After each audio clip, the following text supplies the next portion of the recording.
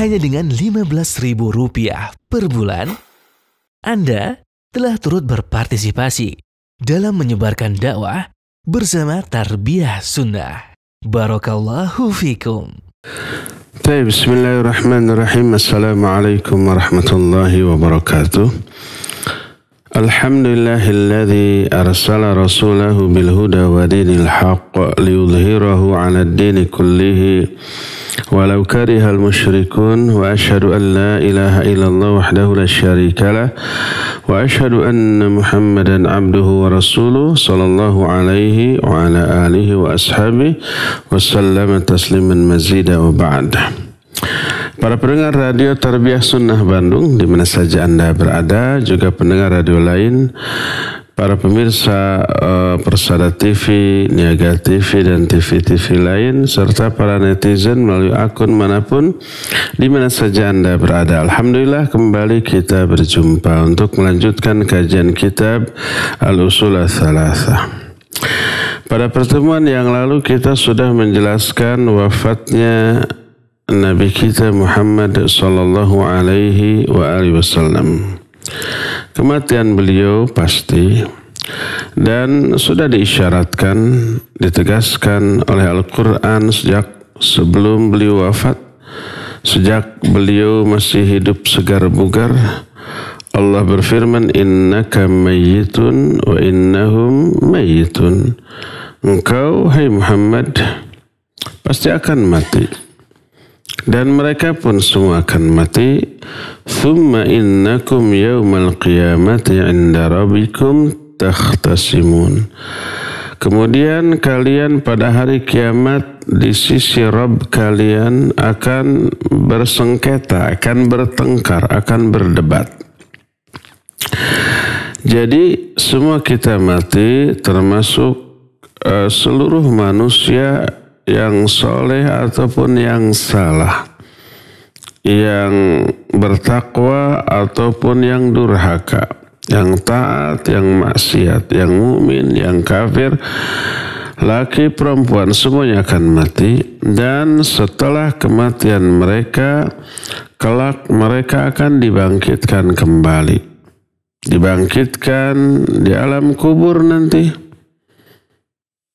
Terus nanti mati lagi pada hari kiamat, nanti dibangkitkan lagi pada masa setelah kiamat. Allah berfirman dalam Al-Quran, dalam surah Thaha ayat 55, minha khalaqnakum wa fiha nu'idukum wa minha nukhrijukum taratan ukhra. Dari bumi lah, dari tanahlah kami menciptakan mereka. Maksudnya dari tanahlah menciptakan manusia pertama kali, yaitu Adam alaihissalatu wassalam dari tanah. Wa fiha nu'idukum, dan kepada tanah lagi kalian akan dikembalikan, yaitu dikubur. Wa minha nukhrijukum taratan ukhra, dan dari tanah itu pula kami akan mengeluarkan kalian sekali lagi. Maksudnya nanti pada hari kiamat dibangkitkan lagi untuk hidup dan mempertanggungjawabkan seluruh amal yang sudah dilakukannya ketika di dunia. Juga diterangkan dalam surah Nuh ayat 17 dan 18, wallahu ambatakum minal ardi nabata thumma yu'idukum fiha wa yukhrijukum ikhraja. Dan Allah lah yang menumbuhkan kalian dari tanah dengan sebenar-benarnya. Maksudnya menciptakan kalian dari tanah. Thumma yu'idukum fiha. Lalu Allah akan mengembalikan lagi kalian ke tanah. Wa yukhrijukum ikhraja. Dan nanti Allah akan keluarkan lagi kalian dari tanah dengan sebenar-benarnya.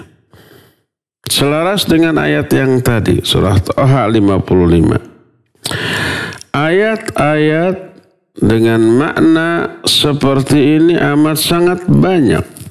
Yang intinya Allah mengadakan manusia membuat manusia hidup. Setelah itu Allah mematikan manusia, mengembalikan lagi kepada tanah. Nah, Allah terangkan dan pastikan hal ini agar manusia beriman dengan hal tersebut. Lalu bertambahlah iman mereka terhadap adanya hari kebangkitan. Lalu mereka beramal sebagai persiapan menghadapi hari tersebut. Yang kita mohon kepada Allah Subhanahu wa ta'ala agar Allah menjadikan kita sebagai manusia yang beramal untuk hari kiamat dan berbahagia kelak di sana. Setelah dibangkitkan, manusia itu akan dihisab dan akan dibalas sesuai dengan amalnya. Sebagaimana firman Allah Azza wa Jalla dalam Al-Quran, dalam surah An-Najm ayat 31. Allah berfirman, liyajziyal ladzina asa'u bima 'amilu wa yajziyal ladzina ahsanu bil husna. Kata Allah, Allah akan membalas orang-orang yang berbuat keburukan berdasarkan amal mereka dengan keburukan lagi, dan akan membalas orang-orang yang berbuat kebaikan dengan balasan yang lebih baik.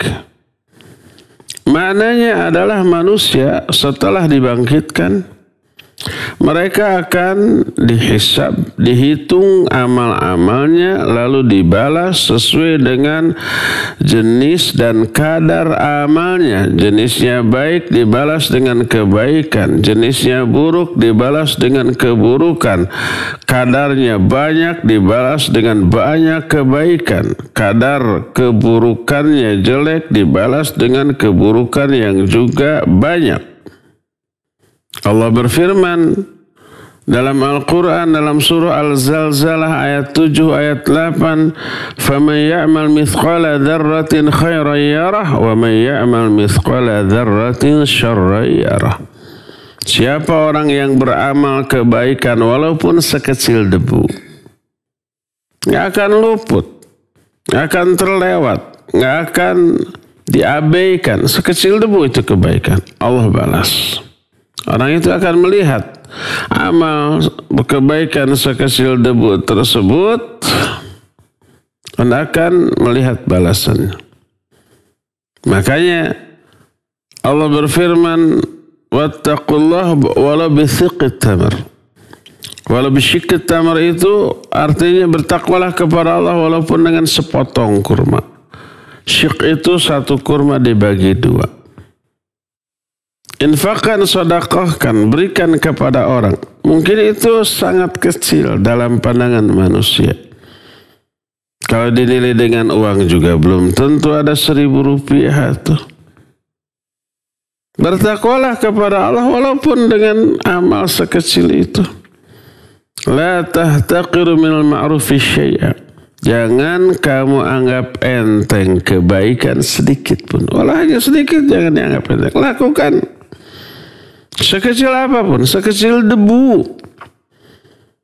Kita umpamanya menerapkan sunnah Nabi SAW dalam keseharian, dalam hal berpakaian, memakai baju, memakai celana, memakai kaos kaki, sepatu, sendal. Banyak orang yang menganggap enteng, nggak peduli yang mana yang harus dimasukkan terlebih dahulu, mana yang harus dibuka terlebih dahulu, nggak peduli. Itu kebaikan. Jangan dianggap enteng. Pakailah yang sebelah kanan dulu kalau memakai. Dahulukan yang kiri kalau melepas. Apapun itu, sendal, kaos kaki, sepatu, celana, baju, semuanya. Mana yang harus dahulukan ketika masuk WC, keluar WC? Kaki yang mana? Jangan dianggap enteng. Sekecil apapun akan ada balasannya. Wa may ya'mal mithqala dzarratin syarran yarah. Dan siapa yang beramal dengan amal keburukan sekecil debu, dia akan melihat amal itu. tidak akan diabaikan, tidak akan dibuang begitu saja, dilewatkan begitu saja, tetap tercatat. Dia akan melihat amalan itu dan akan melihat balasannya. La tahtaqiru minal ma'rufi syai'a. Jangan kamu anggap enteng kebaikan ataupun keburukan walaupun hanya sedikit.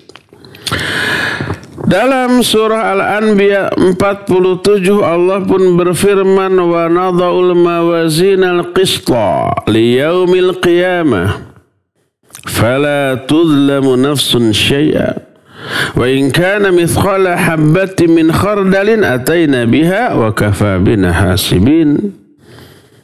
Kata Allah Azza wa Jalla, kami letakkan, kami siapkan timbangan-timbangan dengan yang adil pada hari kiamat. Sehingga tak ada satu jiwa pun yang terzalimi. Lalu Allah menyatakan, wa in kana mithqala habbatin min khardalin ataina biha. Sekalipun umpamanya amal itu hanya sekecil biji sawi, kami akan datangkan dia dan cukuplah kami sebagai penghisab. Tak ada yang luput. Lalu dibalas. Cuma dalam membalas, Allah mah tidak membalas kebaikan dengan balasan setimpal, tidak, tapi 10 kali lipat minimalnya. Bisa lebih sampai 700 kali lipat, bahkan bisa lebih lagi daripada itu. Itu kalau kebaikan. Tapi kalau keburukan dibalas dengan keburukan yang setimpal. Sebagaimana firman Allah dalam surah Al-An'am ayat 160. Allah berfirman, man jabil hasanah falahu 10 amsalihha wa man jabis sayyi'ah fala yujza illa mithlah wa hum la yuzlamun. Siapa orang yang datang dengan membawa satu kebaikan, bagi dia akan dibalas dengan 10 kali kebaikan. Dan siapa orang yang datang dengan membawa satu kesalahan, dia tidak akan dibalas kecuali dengan keburukan yang setimpal dan mereka tidak akan dizalimi sedikit pun. Jadi balasan untuk satu kebaikan dilipat gandakan 10 kali lipat, 700 kali lipat, sampai lebih lagi daripada itu sebagai karunia dari Allah Azza wa Jalla kepada hambanya. Allah Subhanahu wa ta'ala telah memberi anugerah kepada amal soleh dan para pelaku amal soleh. Kemudian dibalas dengan balasan yang berlipat-lipat sebagai balasan yang luas dan sangat banyak. Itu untuk amal kebaikan. Adapun untuk amal keburukan, maka tidak akan dibalas melebihi dari kadar keburukan yang dilakukannya. Kemudian kata muallif rahimahullahu ta'ala, karena adanya hari kebangkitan diterangkan secara tegas, jelas dan gamblang dalam Al-Quranul Karim. Tidak boleh diingkari, tidak boleh didustakan, tidak boleh dikufuri. Siapa yang mendustakannya dia kufur. Beliau berkata, man kadzdzaba bil ba'ts kafara. Siapa yang mendustakan adanya hari kebangkitan dia kufur, keluar dari Islam. Kalau dia muslim, dia murtad. Kalau dia bukan muslim, ya jelas kufur. Karena tidak percaya kepada adanya hari kebangkitan. Berarti tidak percaya kepada Al-Quran yang memastikan hal tersebut. Tidak percaya juga kepada para nabi yang menyampaikan hal tersebut. Allah berfirman tentang kepastian kufurnya orang-orang yang tidak percaya kepada adanya hari kebangkitan di hari kiamat nanti. Kata Allah dalam surah At-Taghabun ayat yang ke-7, "Za'amal ladzina kafaru alla yub'atsu qul bala wa rabbi latub'atsunna thumma latunabba'unna bima 'amiltum wa dzalika 'ala Allah yasir." Kata Allah subhanahu wa ta'ala, orang-orang kafir menyangka mereka tidak akan dibangkitkan. Katakan olehmu, hai Muhammad, ya mereka akan dibangkitkan. Demi Rabbmu. Ada sumpah dan sumpah takkid. Pasti itu. Lalu Allah menyatakan latub'atsunna. Kamu benar-benar pasti. Ada huruf la, lam taukid. Ada nun taukid tsaqilah di akhirnya. Ada 3 taukid. Yang pertama sumpah, yang kedua huruf lam, yang ketiga huruf nun. Lam dan nun ini mengafid kata tub'atsuna. Kalian dibangkitkan, akan dibangkitkan adalah la tub'atsu. Kemudian ada nun la tub'atsunna. 3 kali.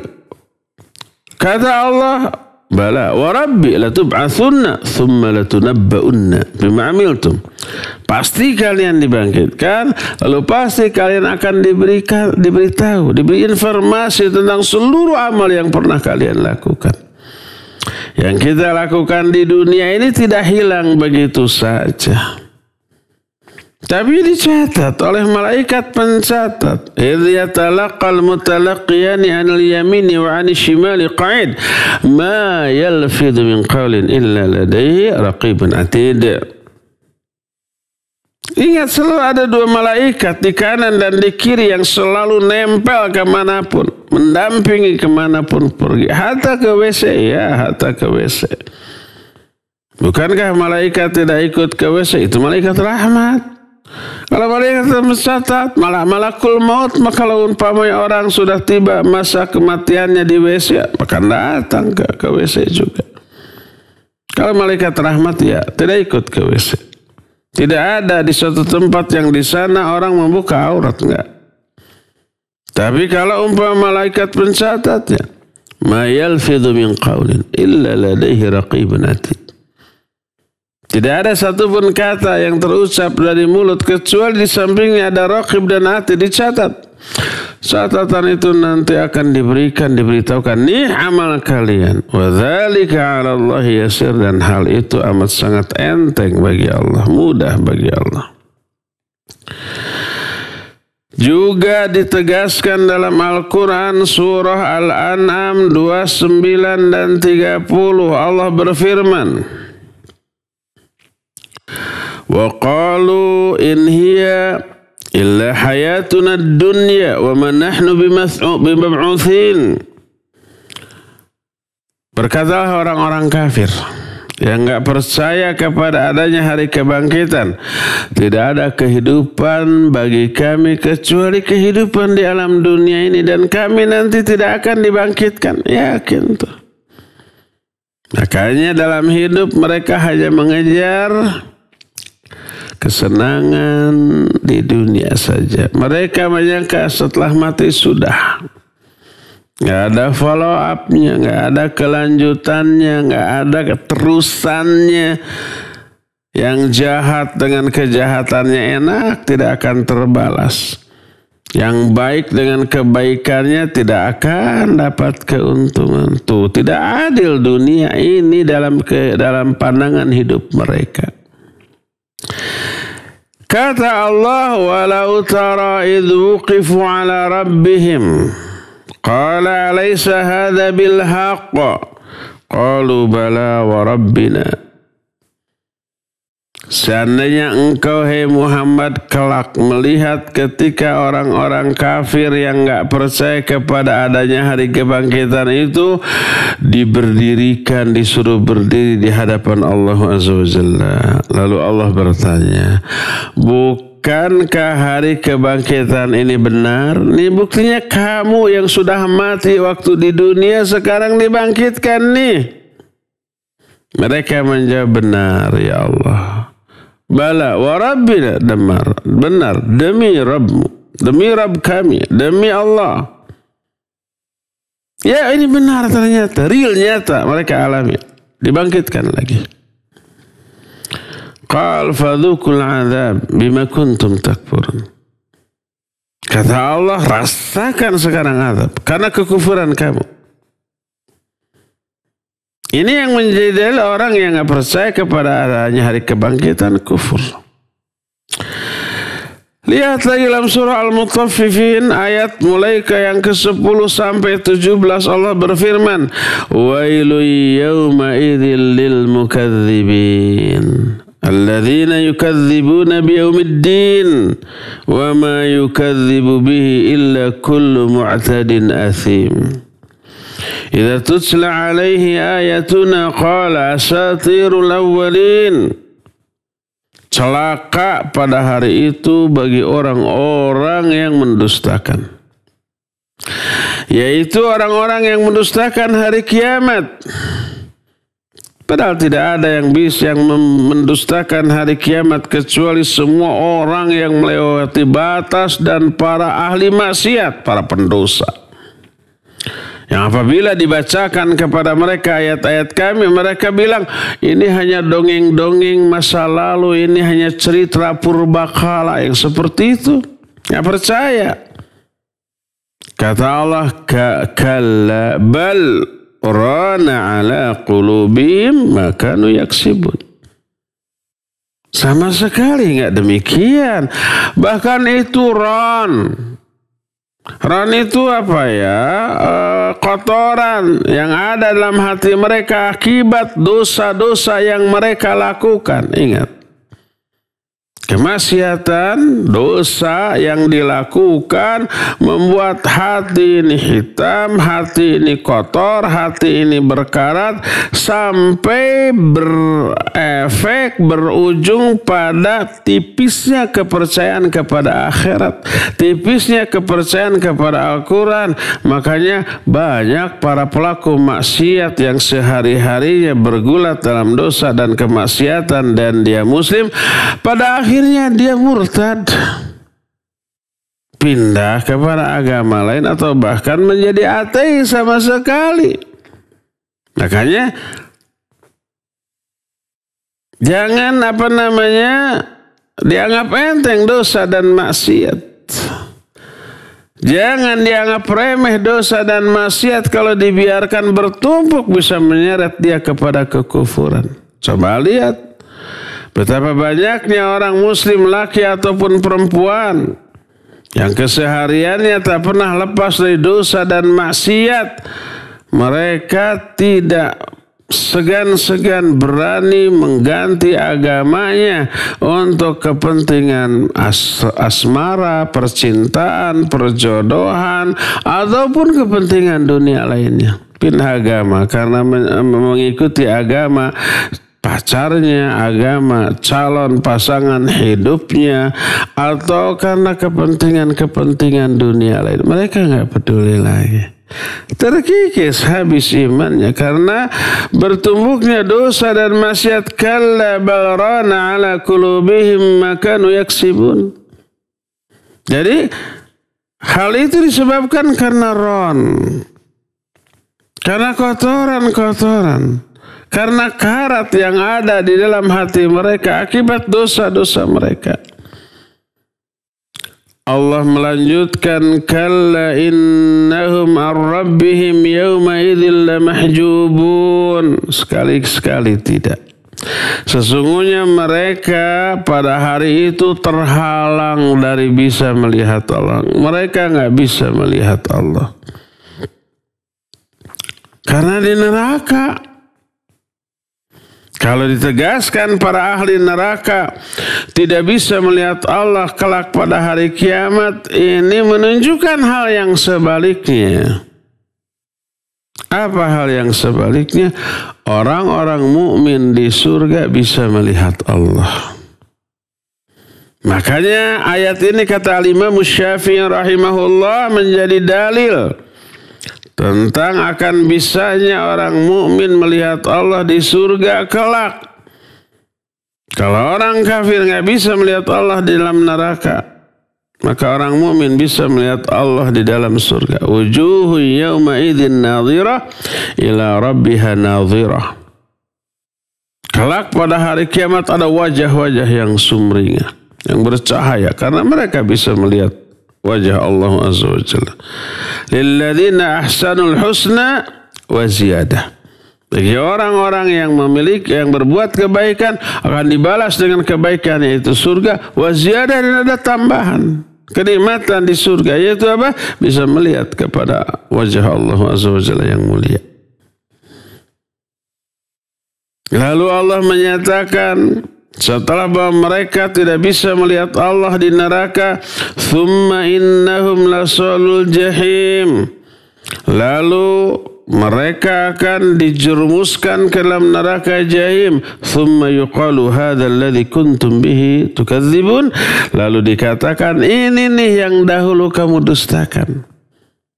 Kamu nggak percaya kepada neraka, kamu nggak percaya kepada hisab, kamu nggak percaya kepada akhirat, kepada kiamat, kepada kebangkitan.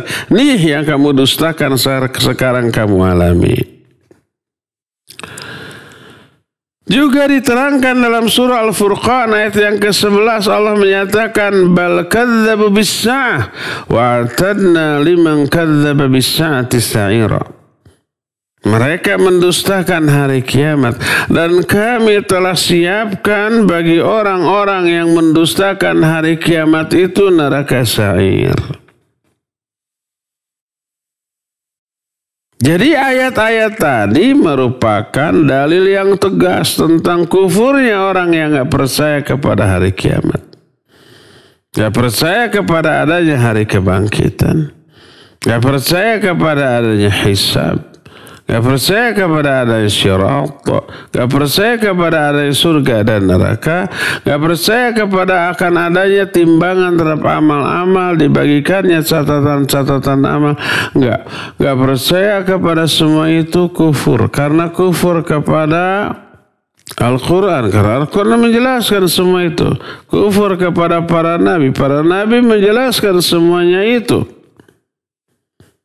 Mereka nanti akan berjumpa dengan Allah Azza wa Jalla untuk bertanggungjawabkan. Tapi mereka tidak mempercayainya ketika mereka hidup di alam dunia. Allah berfirman dalam Al-Quran surah Al-Ankabut 23, walladzina kafaru bi ayatillahi wa liqa'ih ulaika ya'isu min rahmati wa ulaika lahum adzabun alim. Kata Allah, dan orang-orang yang kafir kepada ayat-ayat Allah, kafir juga kepada hari pertemuan dengan Allah. Orang kafir akan berjumpa nggak dengan Allah di sana? Iya. Dimintai pertanggungjawaban atas keyakinan dan amal mereka. Hanya kondisi pertemuannya berbeda dengan kondisi ketika orang mukmin berjumpa dengan Allah. Orang-orang yang mendustakan ayat-ayat Allah, mendustakan juga pertemuan dengannya, ulaika ya'isu min rahmati, mereka akan putus asa dari rahmatku. Ulaika lahum adzabun alim, dan bagi mereka akan diberikan azab yang sangat pedih. Berdasarkan hal itulah maka wajib bagi kita semua untuk meyakini tentang adanya hari kiamat. Dan percaya kepada adanya hari kiamat itu masuk dalam salah satu pilar di antara pilar-pilar keimanan. Atau yang disebut dengan sebutan rukun iman. Rukun iman itu kata Nabi SAW, antu'mina billah wa malaikatihi wa kutubihi wa rusulihi wal yawmil akhir wa antu'mina bil qadari khairihi wa syarrihi. Iman itu adalah engkau beriman kepada Allah, beriman kepada para malaikatnya, beriman kepada kitab-kitabnya, beriman kepada para rasulnya, dan beriman kepada hari akhir, hari kiamat. Dan beriman kepada takdir baik yang baiknya ataupun yang buruknya. Satu di antara 6 ini gugur, merembet, yang lain-lainnya juga gugur. Ya, iman kepada takdir sama dengan gak beriman kepada Quran, gak beriman kepada kitab-kitab, gak beriman kepada para nabi, para rasul, karena kitab-kitab menjelaskan takdir, para nabi menjelaskan takdir. Tidak beriman kepada hari kiamat sama dengan tidak beriman kepada Quran, karena Quran menjelaskan. Tidak beriman kepada para nabi, tidak beriman kepada Allah, karena Allah menerangkan itu, menegaskan itu dalam Al-Quran. Jadi satu gugur menggugurkan semuanya. Keimanannya semuanya runtuh, keislamannya semuanya hilang dari dirinya. Walaupun ada tersisa keimanan kepada yang lainnya, keimanan kepada keberadaan Allah, bahwa Allah itu ada, eksis, tapi selainnya tidak diimani, gugur semuanya. Maka kufurlah orang-orang yang apa? Yang tidak beriman kepada adanya hari kebangkitan pada hari kiamat dan adanya hari di mana setiap orang akan dibalas. Dan lihat efeknya yang sangat buruk bagi orang-orang yang tidak percaya bahwa dia akan dibangkitkan kembali. Apa keburukan? Jahat di dunia. Dia tidak mempersiapkan amalan untuk menghadapi hari tersebut. Fokus perhatiannya hanya kepada kesenangan dunia. Maka apapun yang bisa menyenangkan dia di dunia, dia lakukan. Dan apa saja yang bisa membuat dia sedih, menderita dalam kehidupan di dunia, dihindarkan. Walaupun dengan menzalimi orang, walaupun dengan mengambil hak orang, harta ditumpuk sebanyak-banyaknya, padahal harta yang banyak itu nggak kemakan semuanya. Harta yang banyak tersebut akan dia tinggalkan. Kemudian dibiarkan, diperbutkan oleh orang-orang yang setelahnya. Tak ada orang yang hidup abadi dengan kekayaannya. Mana orang-orang yang dahulu kaya raya, baik yang salah ataupun yang soleh. Mana sekarang? Nggak ada. Mana orang yang dahulu paling berkuasa? Mana sekarang? Nggak ada. Baik yang salah ataupun yang soleh. Yang salah seperti Fir'aun. Yang salah seperti Raja Namrud. Yang salah seperti kaum-kaum para nabi terdahulu yang didakwahi tapi durhaka. Mereka sangat kaya raya. Seperti Qarun, seperti Fir'aun, seperti Haman. Mana sekarang? Tak ada. Atau yang soleh seperti yang kaya raya seperti Nabiullah Sulaiman alaihissalatu wassalam. Kekayaannya, kekuasaannya tak tertandingi. Mana sekarang? Nggak ada, sudah meninggal. Kekayaan, kekuasaan tidak melanggengkan hidup pemiliknya. Pasti akan ditinggalkan. Pasti akan mengalami kematian. Dan setelah kematian itu seluruh yang dimilikinya musnah. Yang tinggal hanya apa? Tanggung jawab. Pertanggungjawaban atas semua yang telah dia lakukan terhadap apa yang pernah dia miliki ketika hidup di dunia. Yang dia miliki kekuasaan dipakai apa tuh? Dan bagaimana dia meraih kekuasaan itu caranya? Jujur ataukah khianat, curang? Kan banyak orang yang meraih kekuasaan dengan cara yang curang. Setelah berkuasa mau kebongkar mau tidak kecurangannya, aman sudah, siapa yang berani? Sampai akhir dari hayatnya kekuasaannya hancur, dia masih hidup, masih aman, gak ada yang berani mengutak-ngatik. Walaupun ada ya yang setelah ketika tidak berkuasa lalu langsung ditangkap, dipenjara di negara-negara lain banyak. Atau umpamanya dia sampai akhir hayatnya berkuasa, disangkanya aman gitu, nanti dari pertanggungjawabannya enggak, akan babak belur di akhirat, kan babak belur tuh di alam kubur. Semua yang dia raih ditanya bagaimana cara meraihnya dan dipakai apa setelah itu teraih. Baik pangkat, jabatan, kekuasaan, popularitas, termasuk harta kekayaan. Ketika meraihnya dengan cara yang curang, yang khianat, yang zalim, yang menghalalkan segala cara, setelah didapatnya dipakai juga untuk mencurangi orang, menzalimi orang, mengkhianati orang, dan yang sejenisnya. Cara meraihnya buruk, cara menggunakannya buruk. Mungkin nggak pertanggungan jawabannya akan baik? Nggak mungkin. Mungkin nggak balasannya akan baik di akhirat? Mustahil. Al-jaza min jinsil amal. Balasan akan disesuaikan dengan jenis perbuatan. Jenis perbuatan buruk, balasan buruk. Jenis perbuatan baik, balasan juga akan baik. Adanya keyakinan tentang adanya hari kebangkitan, hari kiamat, mengakibatkan orang mengerem diri di alam dunia dari keburukan. Mau berbuat buruk, nanti ini akan ada balasannya di akhirat dengan balasan keburukan. Gak jadi. Malas ibadah. Wah, nanti hari kiamat gimana kalau malas ibadah begini? Akan diberi balasan yang sejenis dengan kemalasan yang kamu. Akhirnya terdorong untuk melakukan kebaikan.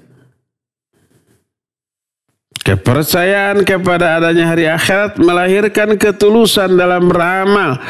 Lihat orang susah, tahu yang menolong orang susah kelak dia akan ditolong pada hari kiamat. Dia tolong tanpa pamrih, tanpa mengharapkan balasan dari orang yang ditolong, karena dia mengharapkan balasannya di akhirat dari Allah Subhanahu wa taala. Tulus, ikhlas tuh, ya enggak? Inilah penjelasan tentang akan adanya hari kebangkitan setelah kematian. Cukup ya, sampai di sini saja dulu pagi hari ini. Sebelum kita masuk ke sesi tanya jawab, kita akan ada jeda dulu. Setelah itu langsung masuk sesi tanya jawab. Wassallallahu ala nabiyina Muhammadin wa ala alihi wasallam. Mangga. Khawatuliman azanallahu ayakum, kita kembali ke sesi kajian kitab Ushulus Salasah ini, dan kita sekarang memasuki sesi tanya jawab. Bagi antum yang akan bertanya, kami persilahkan bisa menghubungi kami di nomor telepon 02286862637 atau melalui pesan singkat di nomor 081122714776. Baik, sudah ada penelpon yang masuk, katanya Pak Jaja dari Subang. Halo. Assalamualaikum warahmatullahi wabarakatuh. Waalaikumsalam warahmatullahi wabarakatuh. Barakallahu fiik. Barakallah. Mau tanya ini, siapakah yang menghisab kita nanti, Allah wa Jalla atau malaikat? Dan mohon penjelasan tentang yang dihisabnya Pak Ustaz. Barakallahu fiik. Assalamualaikum warahmatullahi wabarakatuh. Waalaikumsalam warahmatullahi wabarakatuh. Ya, Pak Jaja di Subang, barakallahu fiik. Pertanyaannya ada dua ya. Pertama, siapa yang menghisab? Apa Allah, apa para malaikat? Yang keduanya, apa yang dihisab? Iya. Yang menghisab Allah Subhanahu wa ta'ala tentu saja. Sebagaimana firman Allah Subhanahu wa ta'ala di dalam ayat-ayat yang tadi kita terangkan. Kata Allah Subhanahu wa ta'ala, Dia menyatakan wa kafa bina hasibin. Cukuplah kami sebagai penghisab. Siapa yang dimaksud kami? Allah. Kenapa menggunakan kata-kata kami? Karena dalam masalah hisab memang melibatkan para malaikat. Para malaikat terlibat dalam hisab tersebut? Iya. Atas perintah dari Allah Azza wa Jalla. Dalam teknis hisab malaikat dilibatkan. Makanya menggunakan kata-kata kami seperti yang diterangkan tadi. Ya.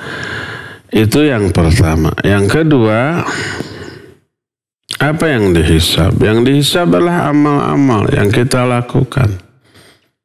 Yang baik ataupun yang buruk. Dan setiap orang pasti punya dua-duanya. Setiap orang pasti punya kebaikan.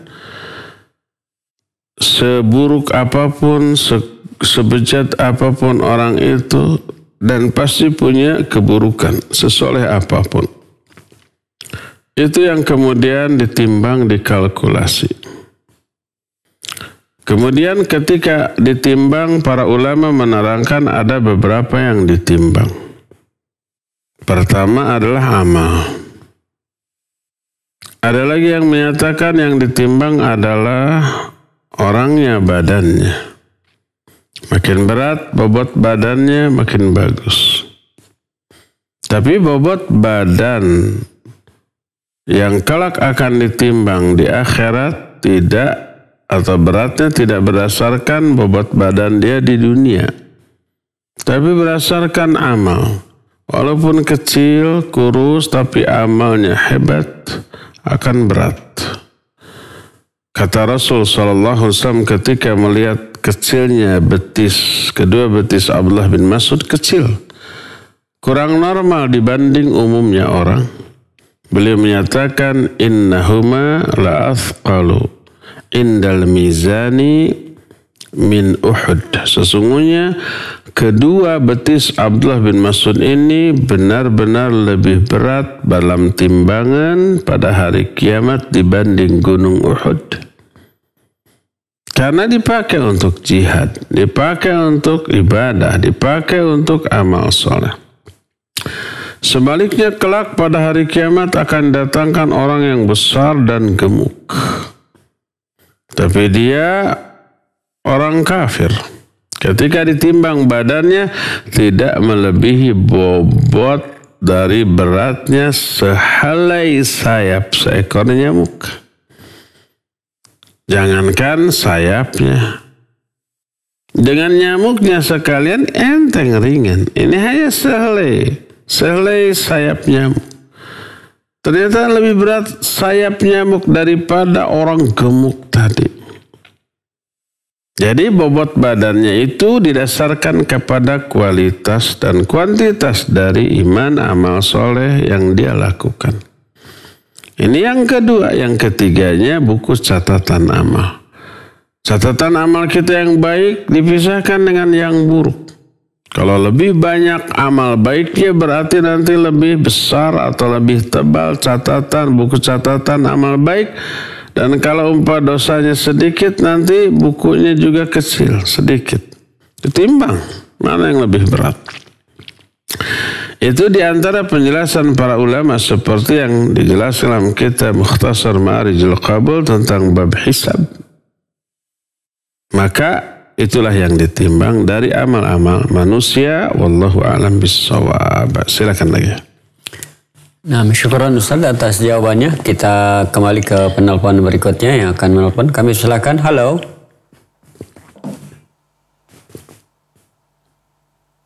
Silakan penelpon yang masuk. Udah putus. Kami silakan bagi yang akan bertanya secara langsung kepada Al Ustaz bisa melalui telepon di nomor 02286862637. Kami buka, kami tunggu, kami silakan.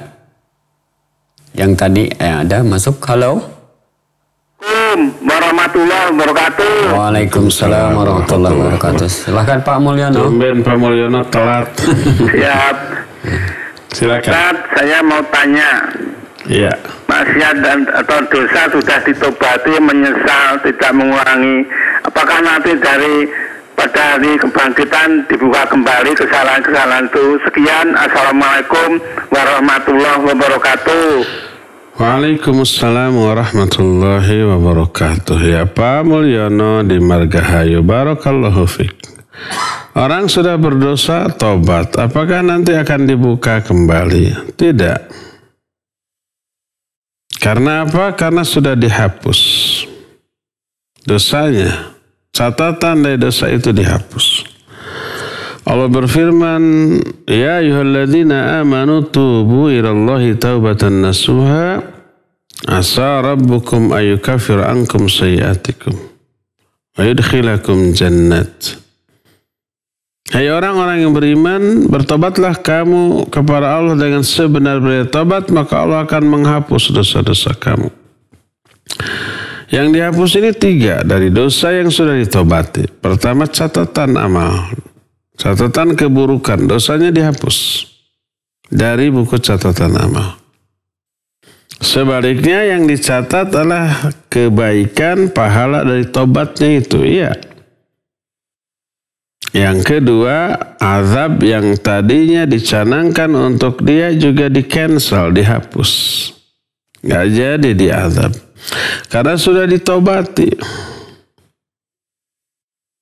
Ketiga, apa? Athar sayyah minadz-dzunub. Dampak buruk dari dosa. Itu juga akan dihapus.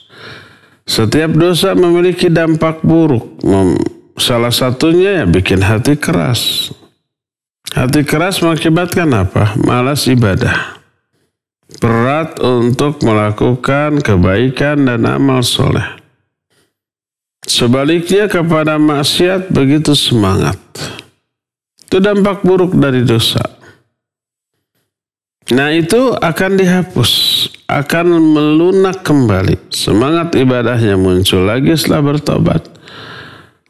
Dan keinginan untuk dosa dan maksiat mengecil, bahkan bisa hilang sesuai dengan kadar dari kualitas tobatnya. Makin hebat kadar kualitas dari tobatnya, makin besar efek baiknya kepada jiwa. Ya, jadi tidak akan ada lagi pertanggungjawaban terhadap dosa-dosa yang sudah ditobati. Wallahu a'lam. Silakan lagi. Syukron Ustaz atas jawabannya. Untuk selanjutnya kita bacakan terlebih dahulu pertanyaan yang masuk melalui pesan singkat. Assalamualaikum Ustaz. Saya Fulanah dari Maluku Utara izin bertanya. Apakah perkataan seperti kita berencana, cuaca dan ombak menentukan merupakan perkataan yang mengandung kesyirikan? Iya, karena yang menentukan bukan cuaca dan ombak. Tapi Allah subhanahu wa ta'ala. Cuaca dan ombak adalah makhluk. Makhluk itu ditentukan, diatur, bukan ngatur, bukan menentukan. Dan ini termasuk syirik di bidang rububiyah. Karena menganggap ada selain Allah yang ikut mengatur kejadian di alam. Ikut menentukan. Pengaturan, menentukan itu merupakan rububiyah, sifat rububiyah Allah. Allah yang mengatur segala sesuatu, Allah yang menentukan segala sesuatu. Kalau ada orang yang meyakini ada selain Allah yang ikut ngatur, ikut menentukan, apapun itu, baik malaikat, apalagi orang sakti mandraguna seperti orang yang dianggap wali, bisa menentukan, ikut mengatur kondisi alam, maka itu syirik di bidang rububiyah. Termasuk perkataan tadi kita hanya berencana, tapi cuaca dan ombaklah yang menentukan. Bukan, ombak dan cuaca makhluk yang diatur dan ditentukan. Yang menentukannya siapa? Allah subhanahu wa ta'ala. Ya. Jadi ucapan itu tidak boleh dikatakan oleh seorang mukmin, tapi ucapkanlah kita hanya bisa berencana, berusaha, tapi Allah lah yang menentukan. Ya, wallahu a'lam. Silakan lagi. Nah, syukron Ustaz atas jawabannya. Kita kembali ke penelpon berikutnya. Halo. Assalamualaikum warahmatullahi wabarakatuh. Waalaikumsalam warahmatullahi wabarakatuh. Ustaz, saran Kang Mulud Ustaz. Enggak, Kang Mulud. Pakai bahasa Indonesia, Kang Mulud. Nah, iya Ustaz. Ini terkait dengan bencana di Garut itu Ustaz. Saya kan domisilinya di Bogor nih.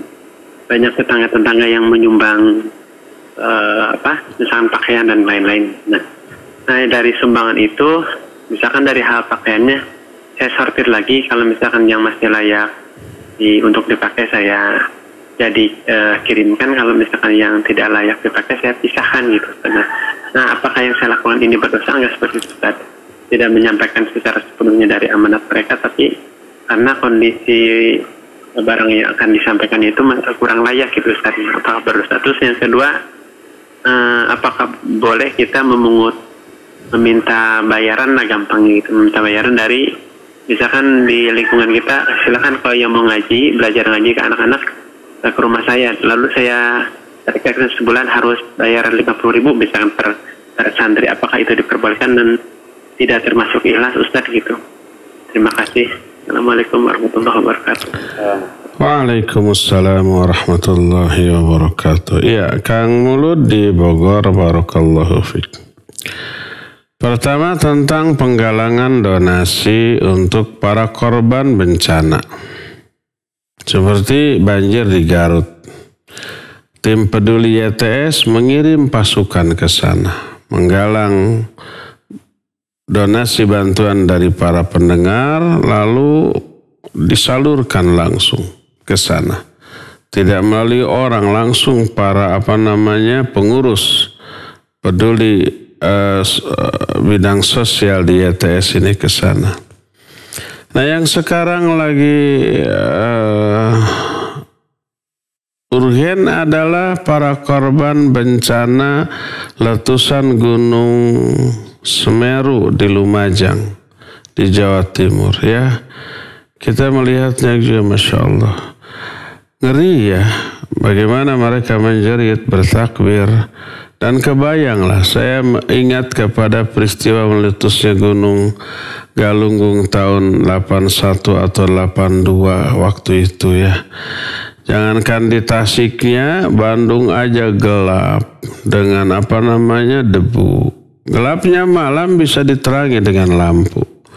Tapi kalau gelap karena debu, lampu juga nggak bisa menembus. Hanya sedikit.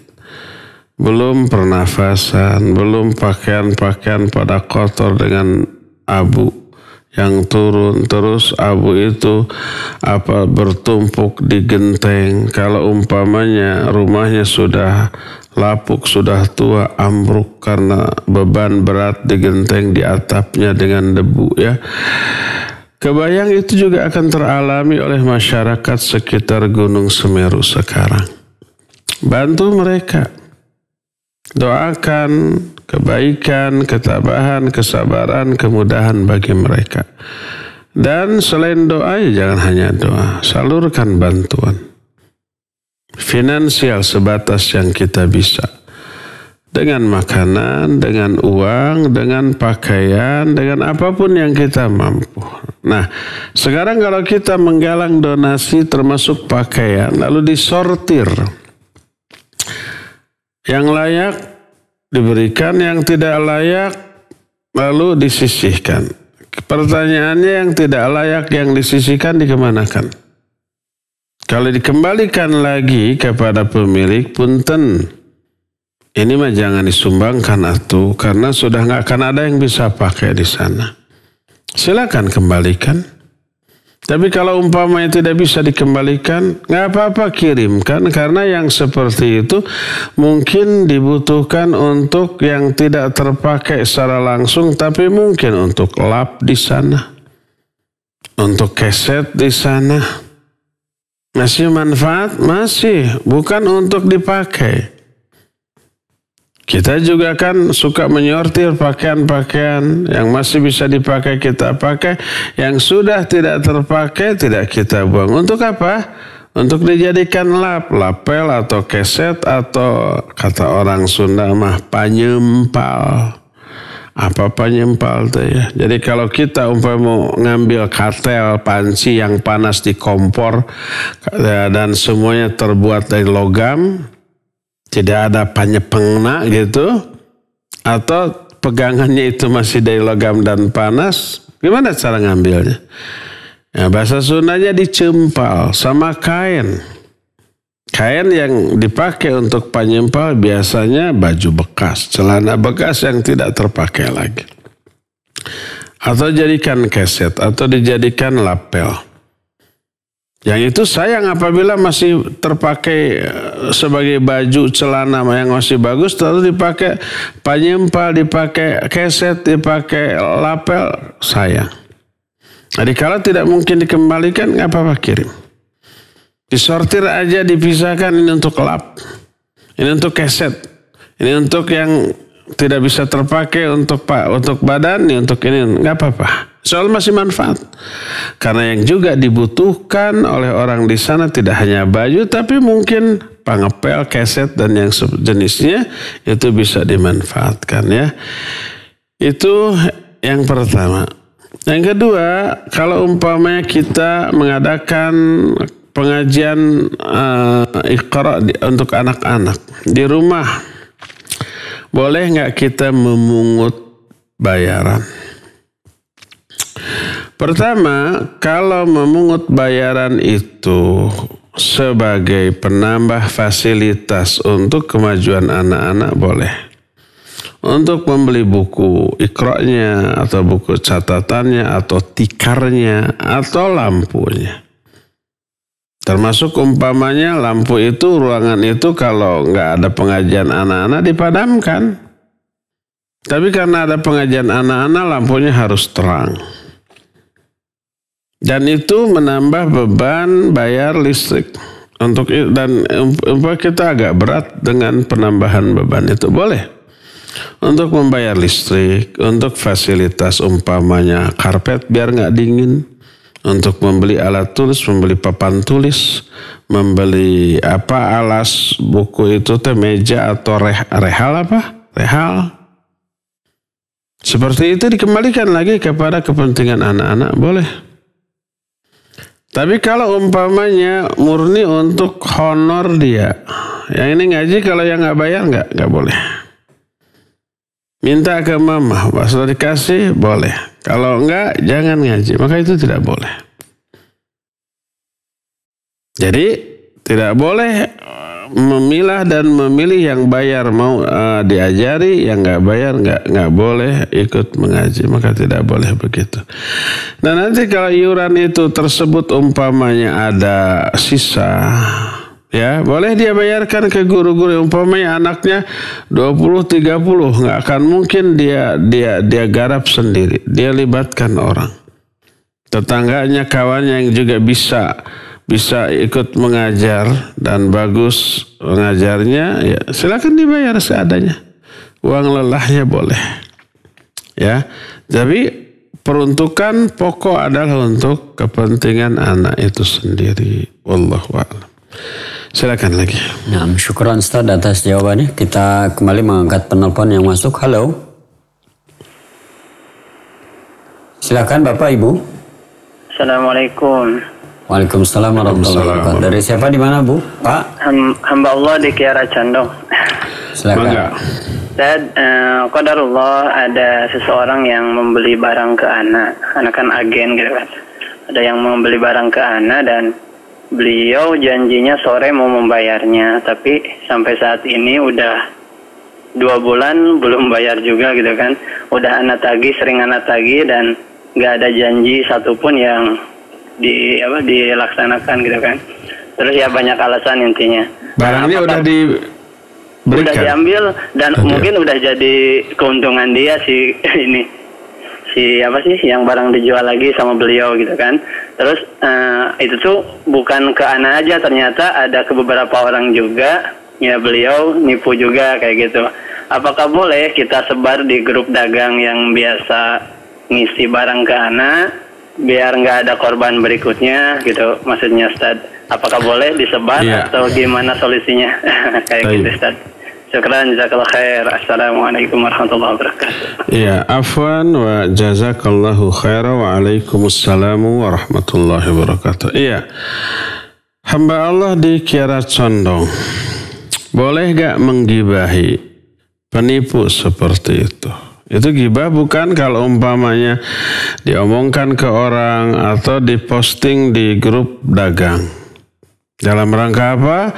Dalam rangka mencegah agar tipuannya ini tidak memakan lebih banyak korban. Apakah ini termasuk ghibah? Iya, ini termasuk ghibah. Apakah ini ghibah yang diperbolehkan atau yang terlarang? Minimal itu ghibah yang dibolehkan, maksimalnya diwajibkan. Karena apa? Lidaf'idz zulmi. Untuk mencegah atau menolak kezaliman yang akan dilakukan oleh orang itu. Lisaddid dariyah, untuk menutupi pintu-pintu keburukan. Karena kalau umpamanya dibiarkan akan banyak korban. Tapi dengan cara disebarkan nanti orang-orang jadi waspada kalau bermuamalah dengan orang seperti ini. Contoh ada copet. Kita tahu dia copet. Orang-orang nggak tahu. Lalu di suatu acara pengajian atau kumpulan apapun. Banyak orang, kita lihat orang itu dari jauh datang. Pasti mau nyopet nih. Karena setiap ada dia selalu banyak korban yang hilang. Maka kita beritahu, hey, hati-hati tuh ada orang itu dia copet. Hati-hati dompet, nanti kecomot sama orang tersebut. Apakah itu ghibah? Ya, itu ghibah. Apakah boleh? Bukan boleh, tapi harus. Demi tercegahnya kezaliman. Jadi kalau kezaliman tidak tercegah karena kecuali dengan suatu, maka suatu itu menjadi wajib. Karena mencegah kezaliman adalah sebuah kewajiban. Ya, jadi dibolehkan menggibahi orang yang terkenal kejahatannya dalam rangka untuk mencegah terjadinya korban dari kejahatan orang tersebut. Dibolehkan.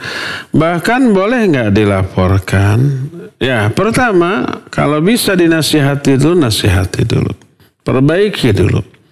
Kalau diperbaiki tidak bisa, susah, maka menjadi merajalela, pidanakan dia. Pertama agar kapok. Kedua agar tidak banyak memakan korban orang lain. Kalau diposting di grup, hanya orang-orang yang menjadi member grup itu yang tahu. Di luar grup itu nggak tahu, tetap dia akan makan korban. Di luar lingkungan yang sudah tahu. Mungkin dia pindah ke luar kota. Di luar kota nipu lagi. Ya. Maka boleh dipidanakan? Boleh. Apa tidak sebaiknya memaafkan? Tidak. Memaafkan hukumnya sunnah. Tapi memberi maslahat wajib. Kalau yang sunnah dilakukan mengakibatkan yang wajib terabaikan, maka tidak boleh. Itu perkataan para ulama, di antaranya Syekhul Islam Ibn Taimiyah menyatakan demikian, dan Syekh Al-Utsaimin juga menukil perkataan Syekhul Islam Ibn Taimiyah bahwa memberi maaf adalah sunnah tapi maslahat wajib. Kalau memberi maaf tidak maslahat, nggak boleh memberi maaf. Karena terabaikannya kewajiban yaitu maslahat. Maka pidanakan dia, laporkan dengan saksi dan bukti. Dengan cara seperti itu dia ditangkap, ditahan. Maka kelak setelah dia keluar dia akan kapok, dia akan jerak, dia tidak akan berbuat lagi. Ya, minimalnya boleh tadi diposting di grup menggibahi dia agar tercegah kejahatan dia. Tidak berbuat lagi seperti itu ke banyak orang. Ya, cukup ya, sampai di sini saja dahulu. Insya Allah materinya akan kita lanjut di hari Senin yang akan datang. Untuk sekarang kita nanti jumpa lagi di jam 8 membahas kitab Ad-Da'u wad-Dawa di gelombang yang sama. Subhanakallahum bihamdik, asyhadu an la ilaha illa anta, astaghfiruka wa atubu ilaik, walhamdulillah rabbil alamin. Wassalamualaikum warahmatullahi wabarakatuh.